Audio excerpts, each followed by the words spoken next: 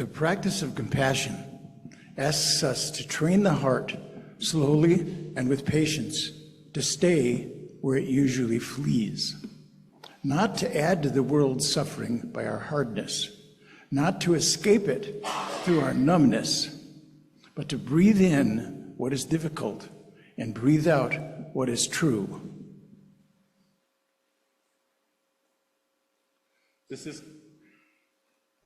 This is not a technique for the advanced.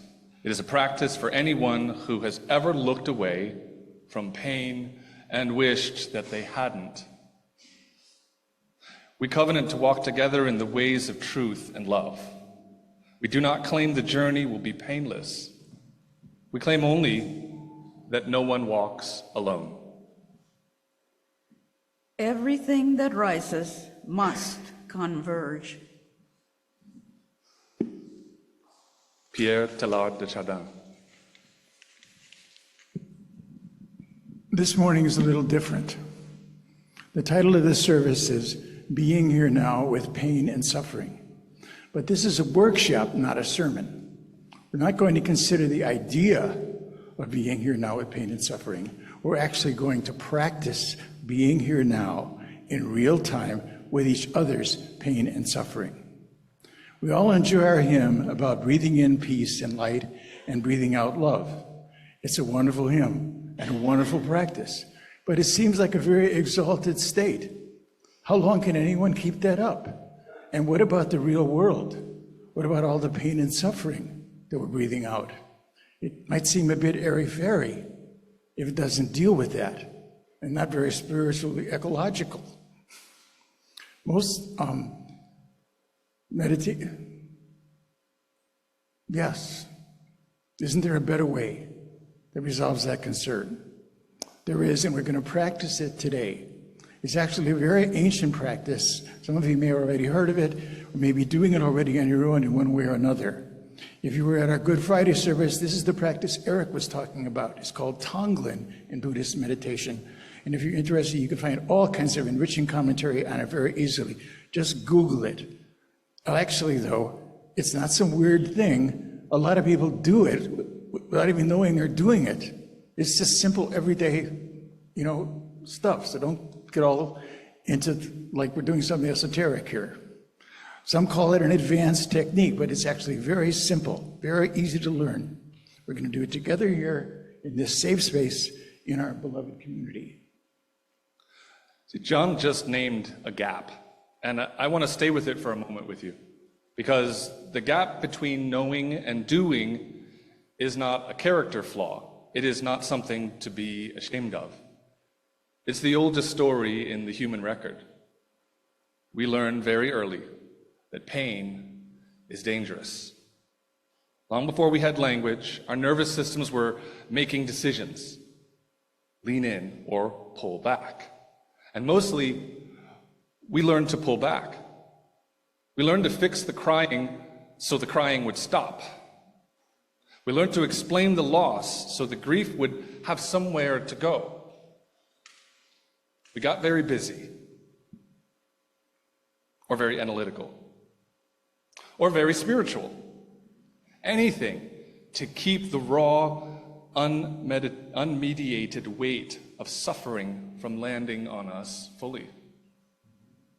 That is a survival strategy, and it worked for a long time. I'm not here to shame it. But there is something it costs us. Every time we turn away from pain, our own or someone else's, we practice a small abandonment. We quietly confirm that the painful truth is too much to be held. The practice we're about to go to do together asks a different question. Not, how do I make this stop? But, can I stay? Teilhard de Chardin wrote that everything that rises must converge. He meant it cosmically, about evolution, about spirit, about the long arc of love and moving through matter. But I hear something very close this morning in that phrase. Rising doesn't mean escaping. It means going deeper, below the ego-bound story of my pain, my problem, my anger, below the part of us that needs to be right or safe or finished with the hard thing, into a wider ground. That wider ground is what the great mystics have called the heart, not sentiment, not niceness, the fire of awareness itself, the place in us that is large enough to hold what the small self cannot. When we practice breathing in suffering and breathing out love, we are not performing compassion, we are training the heart to stay open. We're practicing the art of not abandoning ourselves or each other. That is what beloved community means to me. Not a place where no one hurts, a place where no one has to hurt alone. So what we're about to do is not a private meditation technique, it is a way of being in community, a way of saying, by our presence, I will not turn away. Now, before we begin, I can see some of the shoulders rising and some of the tension, okay? But I have a few words of care, and that is that this practice is only an invitation. If my wife were here, she would not do this at all. And that is okay. So it's not a requirement. Participate as you are able, as you feel comfortable. Called consent. If something arises that feels too heavy for this morning, you're welcome to simply rest and breathe, or step outside for a moment. And there's no performance here, there's only presence. So we begin. Okay, I'm going to lift this up. Oh, I can look at you guys too. Okay, so the practice is very simple. 3 parts. 1, breathe in the negativity, the upset, the trouble. 2, let it burn up. Burn it up in the fire of your heart. 3, breathe out peace, love, and understanding. That's it. Breathe in the negativity, upset, trouble. Burn it up in the fire of your heart, and then breathe out peace, love, and understanding. That's what we're going to practice today. What Ron said is just true. This is an invitation, not a requirement. If you happen to feel so overwhelmed by life right now that the fire of love in your heart feels all but extinguished, and your only thought is breathe in more negativity and upset, no way. All I want to do is blow it as far as I can get. That's totally okay. Go ahead. We can handle it. We'll breathe it in and burn it up for you in our hearts. And we'll breathe out in this safe, sacred space all the peace, light, and love you need.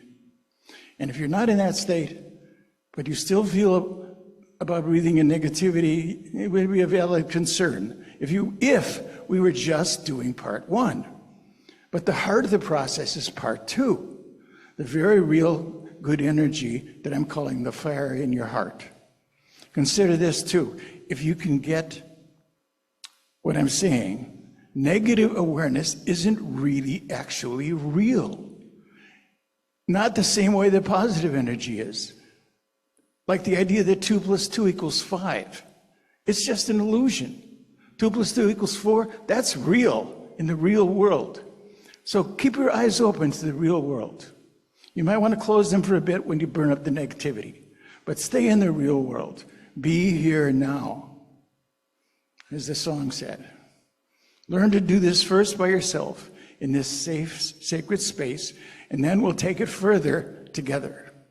Show of hands, anyone already familiar with this process? Great. So if you're already comfortable doing this, please breathe in any confusion or hesitancy you feel from others.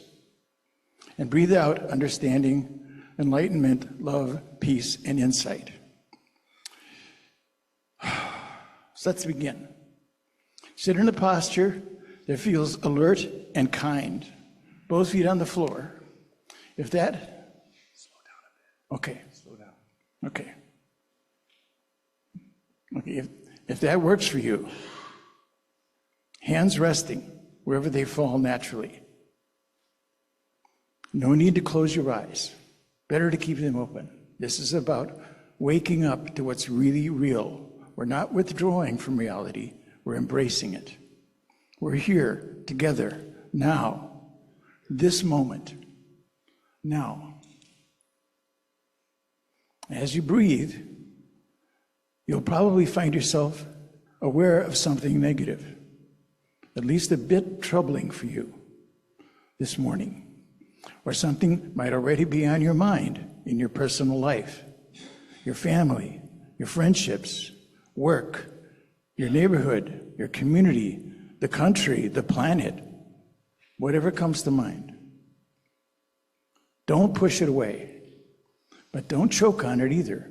Don't take in too much. Just breathe in whatever comes up. And if nothing comes up, and if you feel really great, God bless you. Please breathe in some of the pain others may be feeling. Breathe that in, again in moderation. Just be there with it and burn it up in the basic goodness and love that's the essence of your heart. And then breathe out peace and love.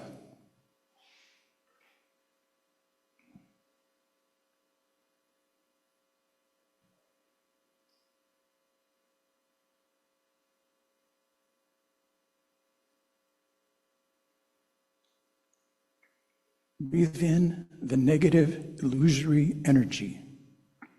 Burn it up in your heart. I like to hold my breath while I'm doing that. Then breathe out love, peace, open sky.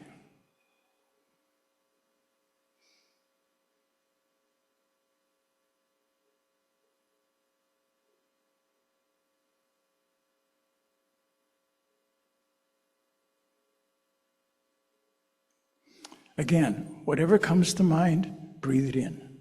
Let the heart hold it. Breathe out peace.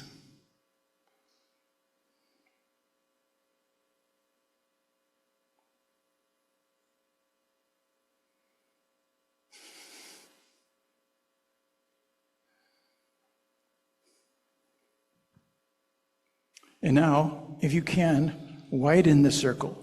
Breathe in not just your own trouble, but what you sense in the room around you, the weight this community is carrying today, whatever it is. Breathe it in. Let the fire of heart receive it. And breathe out love.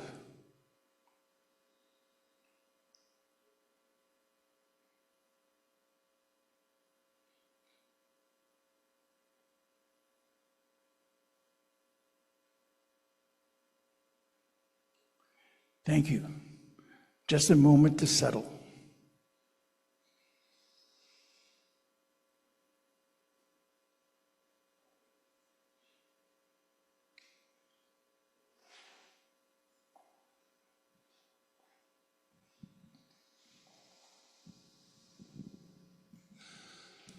Next, we'll do a series of short practices with a partner. Before John resumes leading this, please, I'd like to say a few things. First, this, like everything this morning, is an invitation. If you would prefer to stay solo practice, eyes soft, breathing steady, doing this quietly by yourself, this is completely fine.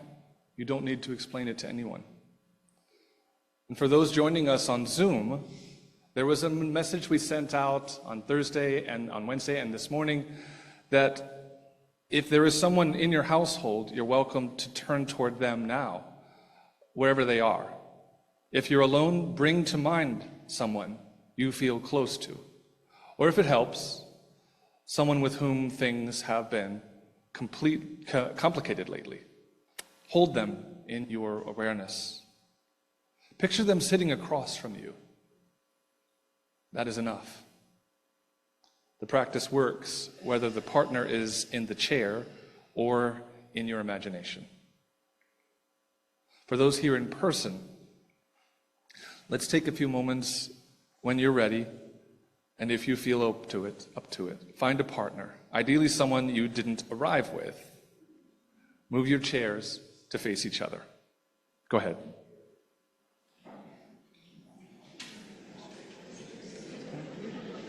Okay, but anyone talking? Sure. Yeah, well, I'll come and sit with you. Sure. That's great.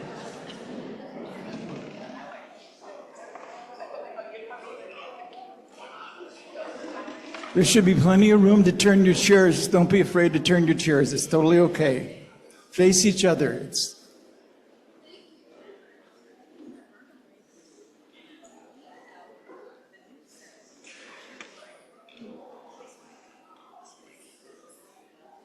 Okay. Anybody Okay. need a partner? Raise okay. your hand if you need a partner.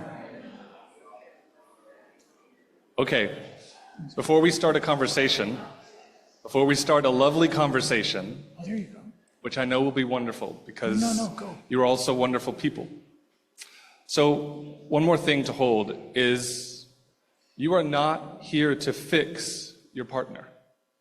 Don't counsel them or perform empathy for them. Just be present to receive what they offer, to let the heart hold it, and to breathe out love. John will guide the next couple rounds. Okay, well, we're going to move through 5 rounds of doing this. Each one goes a little deeper. Round 1, first, simply just be with each other. No words, eyes soft and open, aware of your partner.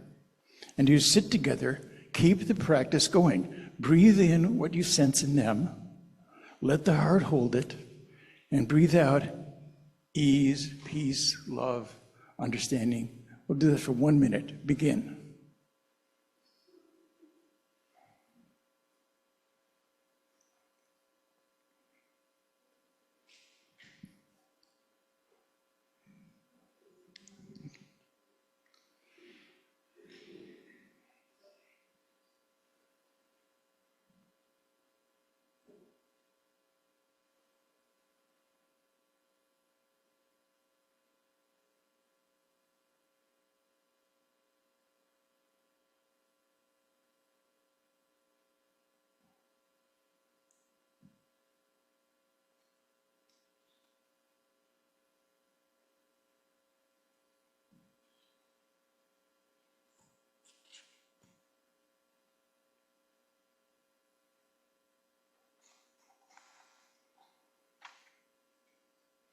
Okay, now we'll add words.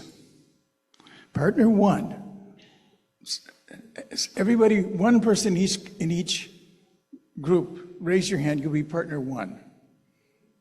I see some 3 group people. Okay. The other one's going to be partner 2. If there's 3 of you, you can figure out how to do this. I never thought any people would do 3 groups of 3. Okay.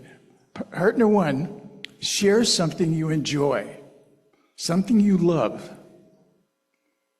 A person, a place, a moment, just a sentence or 2. Nothing more is needed. Partner 2, listen. Keep the breath going. Receive what they offer. And when they finish, you may simply say thank you, offer 1 sentence in return, or just be silent. Got it? Okay. Partner 1, begin.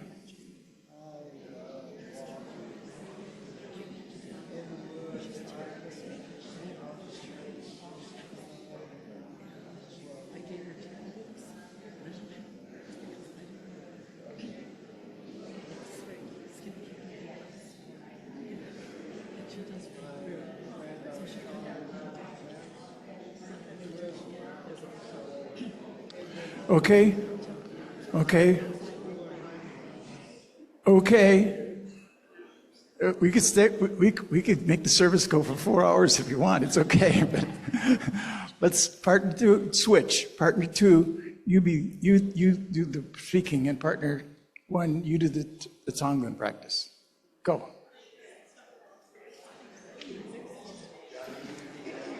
What?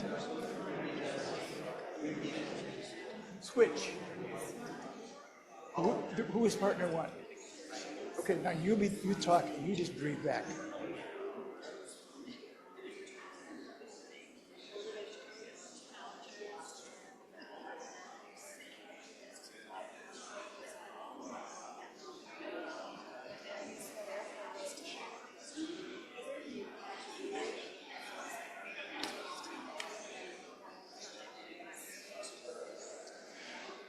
Okay. Okay.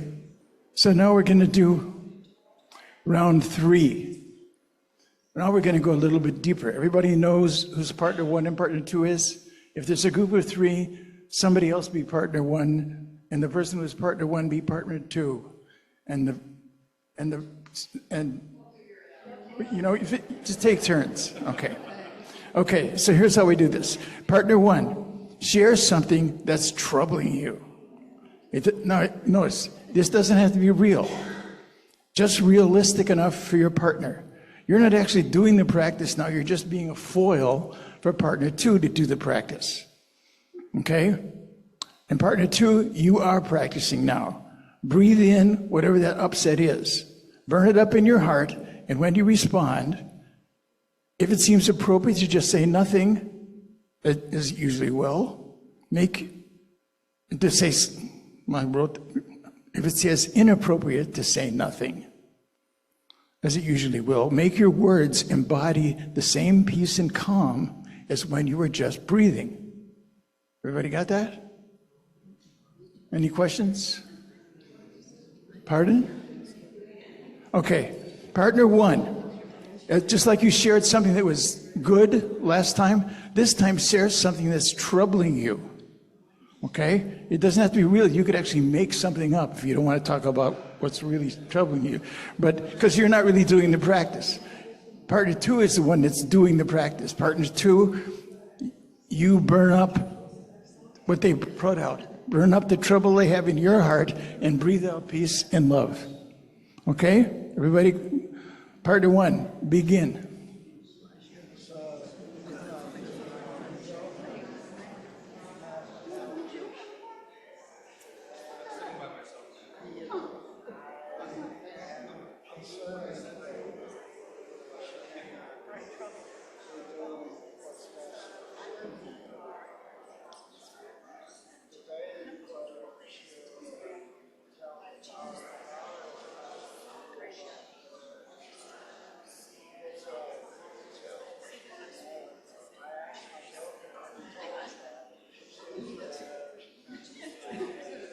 Okay.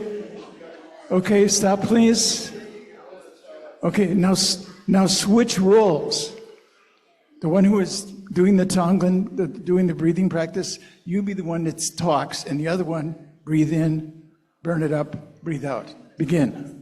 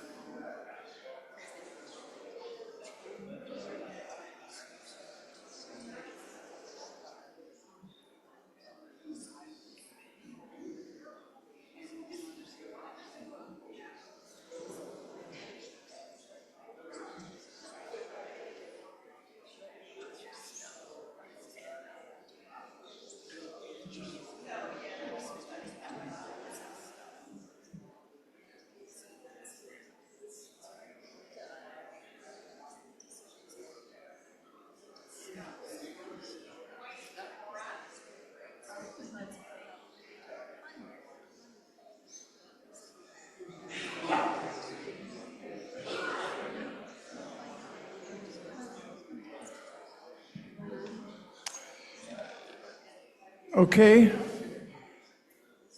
Now this is the hardest one. This is round 4. Partner 1, share something you're actually upset about. Again, it doesn't have to be real. You're not actually practicing. Partner 2 is the one who's going to be practicing now, your partner, okay? Share something that's hard to take. Partner 2, you stay with the practice. Don't match the anger or the upset. Don't try to fix it. Don't deflect it. Just be there with it. Breathe it in. Let the fire in your heart burn it up. And breathe out peace, love, literally in any words that may come to you. Begin.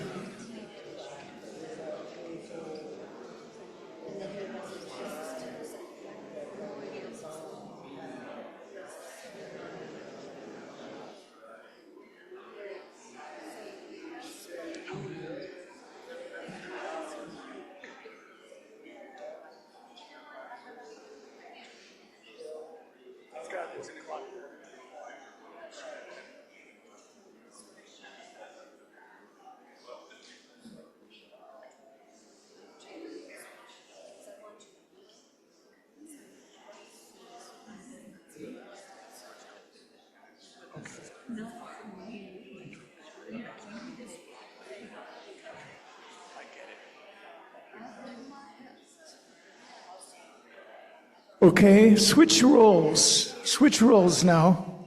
Partner 2, be the foil again for partner 1. Partner 2, begin.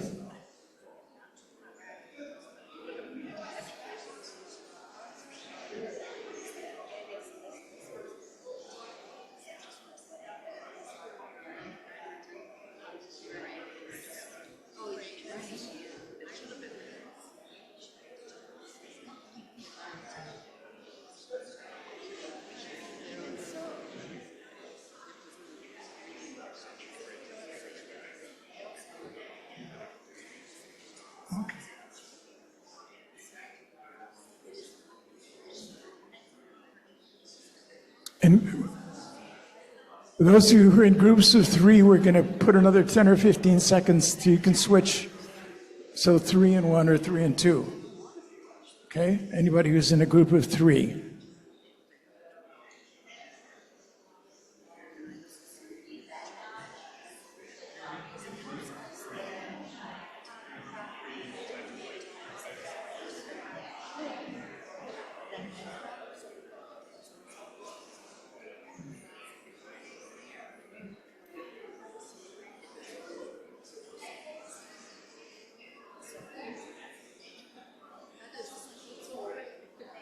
Okay, for round 5, we're just going to return to silence together. Okay? Keep your eyes soft, keep doing the practice, and just for a half a minute more, just be here now with each other, doing the practice together. Begin.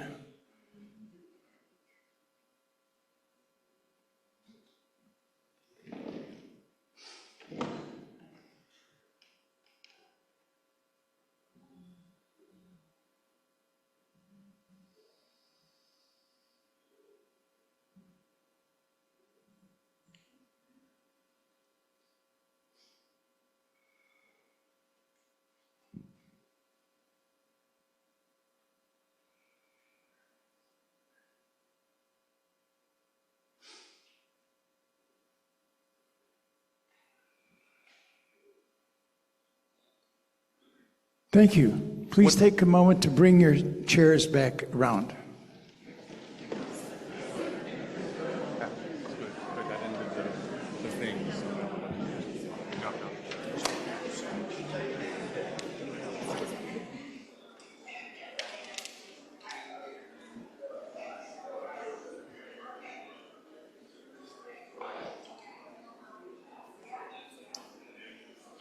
Guys,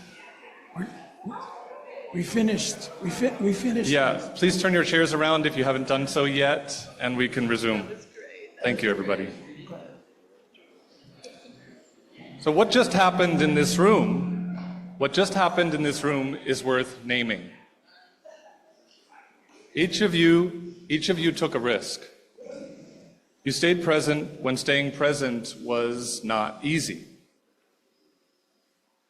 You received something. A small joy, a sorrow, a frustration, an anger, and you did not pass it back unchanged.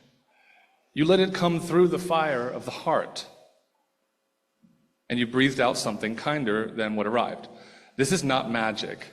It doesn't erase suffering. It doesn't excuse harm. It doesn't mean the anger wasn't real or that the trouble isn't real. It doesn't ask us to like pain or to be serene about injustice. It means the heart is larger than the trouble.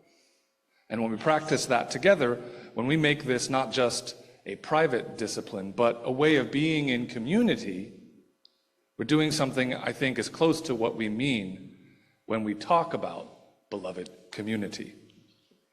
Not a place where no one suffers, a place where no one has to suffer alone, a place where someone will stay. Teilhard wrote that everything that rises must converge. I think what he meant at the deepest level is that the more truly we become ourselves, the more honestly we move through the hard stuff rather than around it, the more we find that we are not separate, that we meet in the places where we are most human. That's what I witnessed in this room just now, convergence. Not because everyone agreed, not because the pain dissolved, but because you chose for a few minutes to be here together, breathing in, holding, breathing out. That is beloved community. That is what we practice here. Now, if you'd like to go deeper into this practice, it has ancient and honored roots. In Tibetan Buddhist meditation, it's known as Tonglen, giving and taking. If you were here with us for our Good Friday service, the worship associate will tell you it's the very practice he spoke about that evening. Whatever came, it carries. It belongs to no single tradition. It belongs to anyone willing to stay. Now, I'd like to open the mic for just a few minutes of sharing, because if we listened to what everyone had to say, we would upset some people. Now, if something arose for you in that practice, an insight, a surprise, maybe it was a question, something you want to name, we'd love to hear it. Just raise your hand.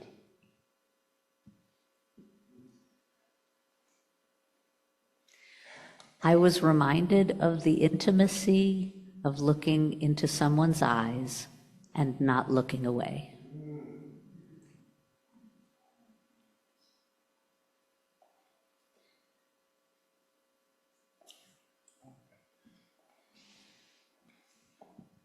I couldn't help but feel that there's this natural flow to life, and that in our gaze we can almost recognize what that feels like to ourselves and to each other.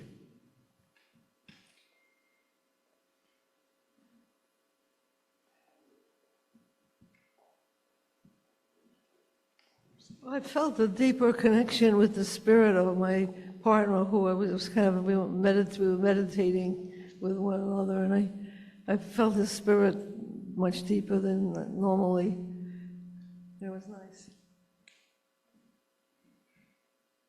I felt more grounded. I felt like my body was at peace. It was almost like the mind transferred to the body and everything around.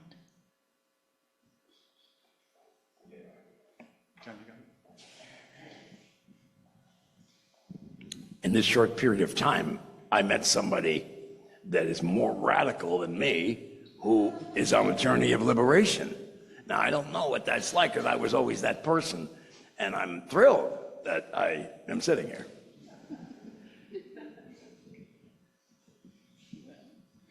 I'm sorry, I meant to say this. If you were meditating at home, feel free to type something in chat, and Sean will share it with us, okay? I discovered that there are some Celtics fans who happen to be very nice people.